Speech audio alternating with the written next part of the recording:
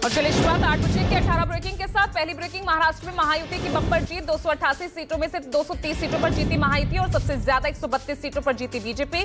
शिवसेना ने 57, अजित पवार की एनसीपी ने 41 सीटों पर कब्जा किया। महाविकास आघाड़ी मात्र 46 सीटों पर सिमटी। महाराष्ट्र में जीत के बाद पीएम मोदी का दिल्ली बीजेपी मुख्यालय में जोरदार स्वागत। पीएम मोदी ने महाराष्ट्र की जनता का जताया आभार।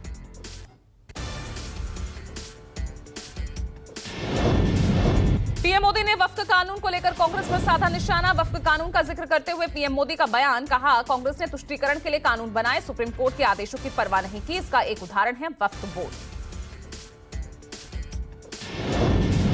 पीएम मोदी का बयान, कहा बाबा साहेब ने जो ये संविधान दिया, ना हम उसका संविधान की रक्षा के लिए प्रतिबद्ध हैं और संविधान में वक्फ कानून का कोई स्थान नहीं।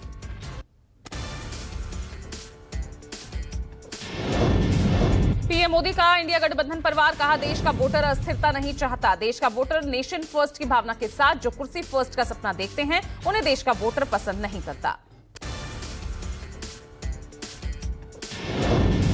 मुंबई में जश्न मनाने के बाद देवेंद्र फडणवीस पहुंचे नागपुर। आरएसएस के नेताओं से आज मुलाकात संभव। बीजेपी के चुनाव जीतने में आरएसएस की भूमिका बेहद अहम मानी जा रही है।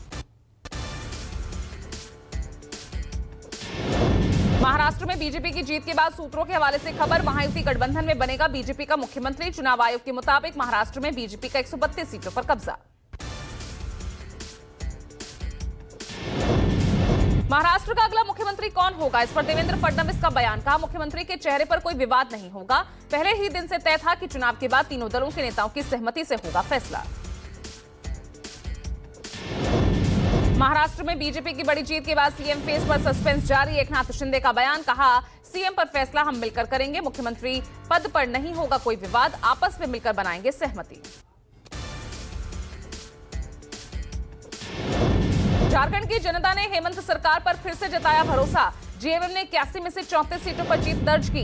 कांग्रेस ने 16, आरजेडी ने 4 सीटों समेत इंडिया गठबंधन के खाते में गई 56 सीटें, बीजेपी के खाते में गई 21 सीटें। यूपी उपचुनाव में 9 में से 7 सीटों पर बीजेपी का कब्जा। समाजवादी पार्टी ने सीसामऊ और करहल सीट जीती। योगी ने कहा जनता ने सपा के लूट और झूठ की राजनीति का अंत किया। यूपी उपचुनाव की कुंदरकी सीट पर जीत के बाद सीएम योगी का बयान, कहा यह राष्ट्रवाद, विरासत और विकास की विजय है। हर व्यक्ति को अपनी जड़ और मूल की याद आती है। पश्चिम बंगाल विधानसभा उपचुनाव में सत्ताधारी पार्टी टीएमसी की सभी 6 सीटों पर शानदार जीत। ममता ने जीत के लिए मां, माटी और मानुष को धन्यवाद दिया। वहीं भाजपा ने आरोप लगाया कि ये जीत ममता के लिए खून से सनी जीत है। केरल की वायनाड लोकसभा सीट पर हुए उपचुनाव का नतीजों में प्रियंका ने बड़े मतों से जीत दर्ज की है। लगभग 4 लाख से ज्यादा वोटों से प्रियंका ने जीत दर्ज कराई। राहुल के बाद वायनाड में प्रियंका बनी जनता की पहली पसंद। केंद्र सरकार ने संसद के शीतकालीन सत्र से पहले आज बुलाई सर्वदलीय बैठक। संसद का शीतकालीन सत्र 25 नवंबर से शुरू होकर 20 दिसंबर को खत्म होगा। संसद का शीतकालीन सत्र 25 नवंबर से शुरू होकर 20 दिसंबर तक चलेगा। राष्ट्रपति द्रौपदी मुर्मू ने केंद्र सरकार की सिफारिश पर शीतकालीन सत्र बुलाने के प्रस्ताव को मंजूरी दी थी। दिल्ली में आम आदमी पार्टी ने लॉन्च किया चुनावी कैंपेन, रेवड़ी पर चर्चा।